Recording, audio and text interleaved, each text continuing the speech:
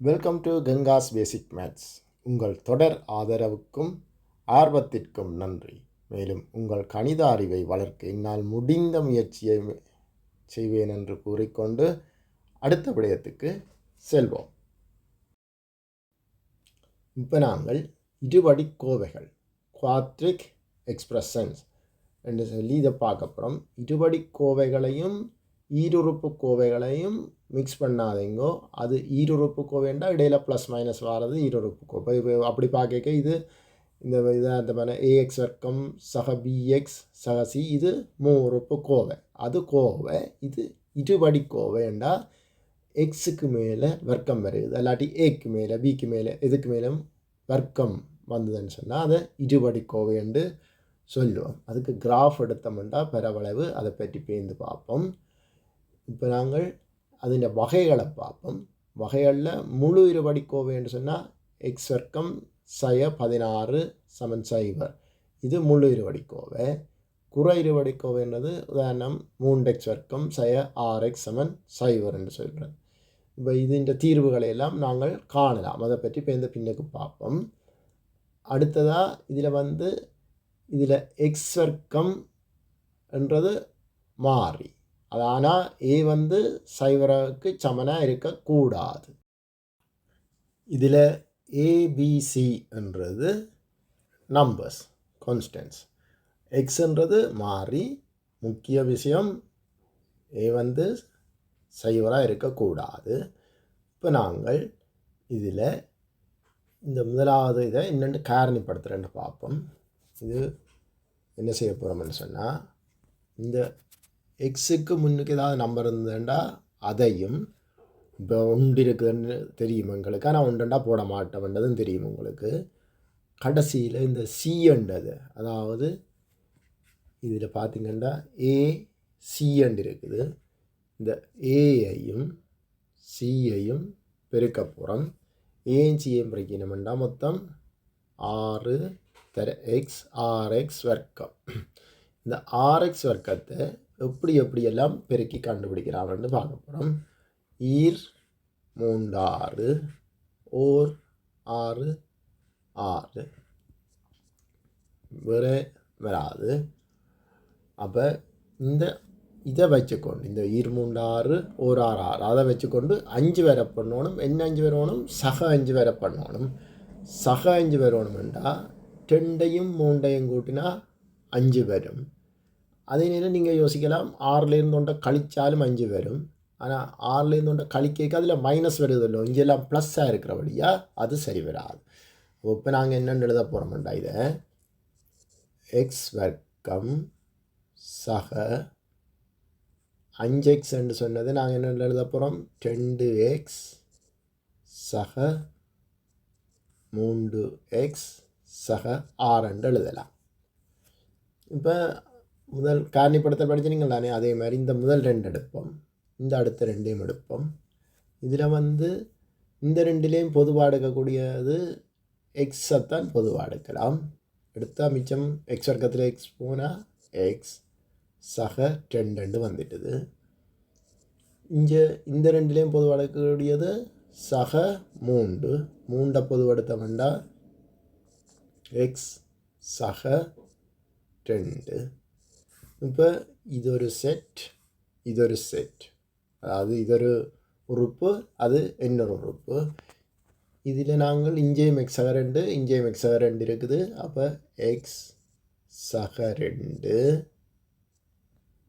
ஒரு ப்ராக்கெட்டுக்கு, மற்றது எக்ஸ் சக 3 இன்னொரு ப்ராக்கெட்டுக்கு. இவ்வளோதான் வேலை. அதே மாதிரி இப்போ அடுத்த கணக்கை பார்ப்போம். இதில் இப்போ பெருக்கினோம்னா ஏஎம்சிஎம் பெருக்கணும்னா 10x வர்க்கம். 10x வர்க்கத்தை என்ன மாதிரி பெருக்க வரும்? ஓர் 10 10 5 10. அப்போ இதில் பார்த்தோம்னா எங்களுக்கு 7 வர வேணும். நடுவில் இருக்கிறது 7x. அப்போ 7 வரணுமெண்டா நாங்கள் என்ன செய்யணும்? 10 மொண்டையும் சேர்த்து வச்சு கூட்டியோ கழித்து 7 வரை பண்ணிடாது. ஆனால் 2ஐயும் 5ஐயும் வச்சு 7 வரை பண்ணலாம். என்னென்னு கூட்டினா 2 மஞ்சும் கூட்டினா 7. அப்போ நாங்கள் என்னென்று எழுதலாம் முதல்ல போல் எக்ஸ் வர்க்கம் சக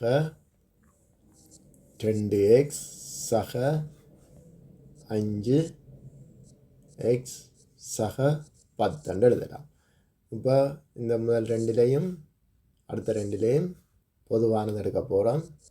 எக்ஸை பொதுப்படுத்தமுண்டா இது எக்ஸ் சக 2 வருது நம்ம கணக்கு போல். அடுத்த இதில் சக 5 பொது எடுக்க போகிறோம். இங்கே எக்ஸ் சக 2 வருது. ஸோ இப்போ நாங்கள் இங்கேயும் எக்ஸ் சக 2 இருக்குது, இங்கேயும் எக்ஸ் சக 2 இருக்குது. எக்ஸ் சக 2 ஒரு காரணி, மற்ற காரணி எக்ஸ் சக 5. இவ்வளோதான் மேலே. இன்னொரு கணக்கை பார்ப்போம். இப்போ 12 இருக்குது. அதாவது 12 எக்ஸ் வர்க்கத்தை வச்சுக்கொண்டு நாங்கள் 8 வர வைக்க வேணும். നമ്മൾ 4 12 12 6 12 4 12 இவ்வளோதான் 12 வரை வைக்கக்கூடியதுகள். அப்போ எக்ஸ் வர்க்கம் நடுவில் இருக்கிறது 8x. 12 3 வச்சுக்கொண்டு 8 வரை பண்ணிடலாம். அது கூட்டி கழித்து 6 2 வச்சுக்கொண்டு வரை பண்ணலாம். 4 3 வச்சுக்கொண்டு வரை பண்ண முடியாது. அப்போ நாங்கள் இதுதான் எடுக்க போகிறோம். என்ன செய்ய போகிறோம்? Plus 2x plus 6x plus 12. இப்போ முதல் ரெண்டுலேயும் எக்ஸை பொதுப்படுத்த வேண்டாம். எக்ஸ் சக 2 இதில் சக 6 பொதுவெடுக்கலாம். இங்கே எக்ஸ் சக 2 எக்ஸ் சக 2 ப்ராக்கெட்டை மூடுறோம். எக்ஸ் சக 6 இன்னும் ஒரு கணக்கு பார்ப்போம். இப்போ இதில் நடுவுக்கு மைனஸ் வந்துட்டுது. அதை பார்த்து பயப்படக்கூடாது. 4 தர எக்ஸ் வர்க்கம் 4x வர்க்கம் ஒரு 4 4 2 4. ஸோ இப்போ நாங்கள் 1 4 வச்சுக்கொண்டு 5 வரை பண்ணலாம். 2 2 வச்சுக்கொண்டு 5 வரை பண்ண முடியாது. ஆனால் 1 4 கூட்டினா தான் 5 வரும். ஆனால் எனக்கு -5 வரை வரும். ஆனபடியாக எக்ஸ் வர்க்கம் மைனஸ் ஒரு எக்ஸ் எழுதுறையில் எக்ஸ் மைனஸ் 4x ப்ளஸ் 4 எழுதுகிறோம். இப்போ இதில் என்னத்தை பொதுவெடுக்கலாம்? முதல் ரெண்டுலேயும் எக்ஸை பொதுவெடுத்தோம்டா எக்ஸ் சய 1. இதில் என்ன செய்யணும்? இங்கே எக்ஸ் சய 1 வந்துட்டுது. இப்போ இஞ்சாலேயும் எக்ஸ் சய 1 வரணும். அப்போ நாங்கள் சய 1 தான் பொதுவெடுக்கணும். சய 4 பொதுவெடுப்போம். சய 4 பொதுவெடுத்தோம்டா இங்கேயும் எக்ஸ் சய 1. இப்போ நீங்கள் பெருக்கி பார்த்தீங்கன்னா தெரியும். மர 4 எக்ஸ் இன்டு எக்ஸ் மர 4x மர தர மர நேராக போயிடும். நேர் 4 இருக்குது. அப்போ நாங்கள் செய்ததில் பிள்ளை இல்லை. இப்படி தான் செக் பண்ணி பார்க்குறது. எக்ஸ் மைனஸ் 1 ஒரு காரணி, அடுத்த காரணி எக்ஸ் மைனஸ் 4 എന്നൊരു காரணி. இவ்வளோ தான் வேணும். இன்னும் ஒரு கணக்கு உங்களுக்கு ஆச்சரியன். 21 எக்ஸ் வர்க்கத்தை வச்சுக்கொண்டு 10 வரை வைக்கணும். ஓர் 21. அடுத்தது ஈர் வராது. 2ஆல் பெருக்கிறது. அப்போ 3ஆல் பெருக்கலாம். 3 7 21. அடுத்த ஒன்றும் சரி வராது. இந்த 2 21 3 வச்சுக்கொண்டு எங்களால் 10 வரை வைக்கலாம். ஆனால் 7 3 10 தெரியும். முதல் கணக்கு போல தான் எக்ஸ் வர்க்கம் மர 3x மர 7x ப்ளஸ் 21. இப்போ எக்ஸ் பொது எடுக்கிறோம். எக்ஸ் சய 3 இதில் -7 பொது எடுக்கணும்னு தெரியும் உங்களுக்கு. இதிலேயும் எக்ஸ் சய 3 தான் வரும். ஸோ காரணி வந்து எக்ஸ் சய 3 மற்ற காரணி எக்ஸய 7. அதான் வேலை. இதே மாதிரி நீங்கள் இந்த கணக்கை ட்ரை பண்ணி பாருங்கோ. அடுத்ததாக எக்ஸ் வர்க்கத்துக்கு முன்னுக்கு ஒரு நம்பர் இருக்கேக்குள்ள என்னென்னு செய்யணும்னு பார்ப்போம். இந்த பெருக்கு தொகை வந்து ஏயும் சிஏயும் பெருக்க வேணும், நடுவில் கூட்டல் பி வரணும். ஸோ இதுக்கு இப்போ முதலாவது உதாரணத்தை பார்த்தோம்டா, கணக்கை பார்த்தோம்டா, எக்ஸ் வர்க்கத்துக்கு முன்னுக்கு 2 இருக்குது, இங்கே சிக்கு பதிலாக 3 இருக்குது. ஸோ 3 6 பெருக்கு தொகை 6 எக்ஸ் வர்க்கத்தை உருவாக்கணும். என்னத்தை வச்சுக்கொண்டு 6x வர்க்கத்தை 7 உருவாக்கணும் 6x வர்க்கத்தை கொண்டு. ஸோ நாங்கள் 7 வேற பண்ணோம்னா ஓர் 6 6 3 6. அப்போ நாங்கள் இங்கே முதலாவது எங்களுக்கு கிடைச்சது 6 3 7 தெரியும். ஸோ அப்போ நாங்கள் எழுதுவோம் 10x வர்க்கம் சக எக்ஸ் சக 6x சக 3 எழுதலாம். இப்போ இனி இது ரெண்டிலையும் பொதுவு எடுக்கிறது என்னத்தை எடுக்கலாம், எக்ஸை தான் பொதுவு எடுக்கலாம். எக்ஸை பொதுவு எடுத்தோம்னா இங்கே மிச்சம் வர போகுது 2x, இங்கே எக்ஸ் எக்ஸால் வகுத்தோம்னா 1. இனி இதில் நாங்கள் 2லேயும் 3 தான் பொதுவு எடுக்கலாம். அப்போ சக 3 பொதுவு எடுத்தோம்னா எக்ஸ் சக 1 வரும். இனி என்ன பழைய விளையாட்டு தானே, 10x சக 1 ஒரு காரணி, எக்ஸ் சக 3 மற்ற காரணி. இவ்வளோதான் வேறு. இன்னும் ஒரு கணக்கு பார்ப்போம். இப்போ இதில் எக்ஸ் வர்க்கத்துக்கு முன்னுக்கு 3 இருக்குது, இங்கே பின்னுக்கு இருக்குது 4 3 12. 12 வச்சுக்கொண்டு நாங்கள் 8 வேற பண்ணணும். ஓர் 12, அடுத்தது 6, அடுத்தது 3 12. இப்போ எங்களுக்கு தெரியும் 12 ஒன்றும் சேர்த்தா 8 வராது, ஆனால் 6 2 8 தெரியும். அப்போ நாங்கள் என்ன செய்வோம், 3x வர்க்கம் சக 6x சக 2x 8xை பிரித்து எழுதலாம். சக 4. இது ரெண்டிலையும் பொது எடுக்கக்கூடியது 3xை பொது எடுக்கலாம். அடுத்த மண்டா மிச்சம் இதில் வைக்க போகிறது எக்ஸ் சக 2. இதில் சக 2 பொது எடுத்தோம்டா எக்ஸ் சக 2. ஸோ எக்ஸ் சக 2 ஒரு காரணி, 3x சக 2 இன்னொரு காரணி. இன்னொரு கணக்கு பார்ப்போம். இப்போ இந்த கணக்கை பார்த்தீங்கன்னு சொன்னால் இதில் வந்து எங்கே இந்த ஃபார்முலா ஆர்டரில் இல்லை. அதாவது முன்னுக்கு எக்ஸ் வர்க்கம் வரணும், அடுத்தது எக்ஸ் வரணும், பேருந்து தான் மாறிலி வரணும். அப்போ முதல் நாங்கள் அதை மாற்றி அமைப்போம். இது சக 6x வர்க்கம் அப்படி எழுத வேண்டியது தான். இதில் 7க்கு முன்னுக்கு அடையாளம் இல்லை, அப்போ ப்ளஸ் இருக்குது 7x சக 2. இப்போ அந்த நார்மல் டிசைனுக்கு வந்துட்டுது. இப்போ நாங்கள் என்ன செய்யணும், முன்னாள் எக்ஸ் வர்க்கத்தின் நம்பரையும் அடுத்த மாறிலியும் பிரிக்கணும்டா 6 12 12 வச்சுக்கொண்டு 7 வரை வைக்கணும். ஸோ ஓர் 12 6 3 12. எங்களுக்கு தெரியும் மேலானுகளை வச்சு 3 4 தான் 7 வரும். ஸோ 6x வர்க்கம் சக 3x சக 4x சக 2. இப்போ இது ரெண்டுலேயும் பொது எடுக்கக்கூடியது 3xை தான் பொது எடுக்கலாம். இதை பிரித்தா 6 3ஆல் பிரித்தா 2x சக 3x 3 வகுத்தா 1. இனி சக 2 தான் இதில் பொழுது எடுக்கலாம்.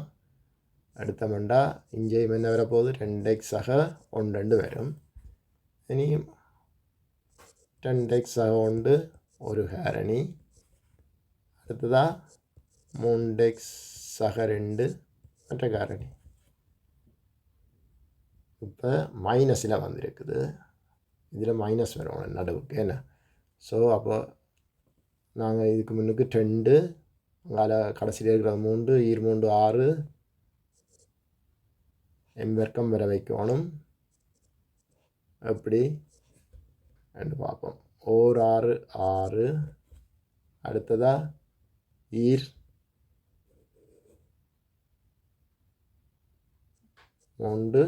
6. இப்போ எங்களுக்கு இதில் பார்த்தோம்னு சொன்னால் -5 வரணும். 6லிருந்து 1 போச்சு என்றால் 5, -6லேருந்து 1 போனால் 5 சரி வரும். அதே நேரம் -2ஐயும் -3ஐயும் கூட்டினாலும் -5 வரும். இப்போ இதில் எது சரி வருதுன்னு போட்டு பார்ப்போம். 2m வர்க்கம் -2m -3m ப்ளஸ் 3. இப்போ இது ரெண்டுலேயும் 2m பொதுவெடுப்போம். அடுத்தமெண்டா இங்கே m மிச்சமாக இருக்குது -1. இங்கே நாங்கள் -3 பொதுவெடுப்போம். 3 பொதுவெடுத்தமெண்டா இங்கே m இருக்குது. இது மைனஸை பொதுவெடுத்தால் இது மைனஸை உள்ளுக்குள்ளே போடணும் -1. ஸோ இது சரி வந்துட்டுது. இனி என்ன m -1 2m -3 அவ்வளோதான் வேலை. அடுத்தது கவனித்து பார்க்கணும். அந்த டிசைனில் இல்லை என்ன செய்யணும், -a வர்க்கம் ப்ளஸ் a ப்ளஸ் 2 மாற்றணும். இதுதான் நார்மல் டிசைன். இந்த -a வர்க்கம்ன்றதுக்கு முன்னுக்கு அப்போ நாங்கள் -1 இருக்குது. ஸோ 2 வச்சுக்கொண்டு 1 வேற பண்ணணும். 2 2 2லேருந்து 1 போச்சென்றால் 1 தெரியும். எங்களுக்கு வர வேண்டியது என்னது +1. ஸோ -a வர்க்கம் ப்ளஸ் 2a -a ப்ளஸ் 2. இப்போ இது ரெண்டுலேயும் -a பொதுவெடுப்போம். -a பொதுவெடுத்தோம்னா இங்கே மிச்சமாக இருக்கிறது a, மைனஸை பொதுவெடுத்தபடியாக உள்ளுக்குள்ளே மைனஸாக மாறப்போகுது. மிச்சமாக இருக்கிறது 2 ப்ராக்கெட்டை மூடிட்டு இதில் பொதுவெடுக்கிறதுக்கு ஒன்றும் இல்லை. அப்போ 1 தான் பொதுவெடுக்கலாம். என்னத்தை பொதுவெடுக்க அப்புறம் -1 தான் பொதுவெடுக்கணும். அப்போ தான் எங்களுக்கு உள்ளுக்குள்ளே என்னென்று வரணும், a -10 வரணும். ஸோ a -10 போடுறது. இப்போ இங்கே வளமையான விளையாட்டு தான் என்ன, a -2 ஒரு காரணி, மற்ற காரணி -a -1. இது இப்படி இருக்கிறது வடிவில்லை. அப்போ இந்த 2 மைனஸாக இருக்கிறபடியாக அந்த மைனஸை வெளியில் உணர்ந்து எழுத போகிறோம். அப்போ மைனஸை முன்னுக்கு போட்டுட்டு a -2 அப்படியே இருக்கட்டுக்கும். இதில் a +1 வரும் மைனஸை பொதுவெடுத்தபடியாக.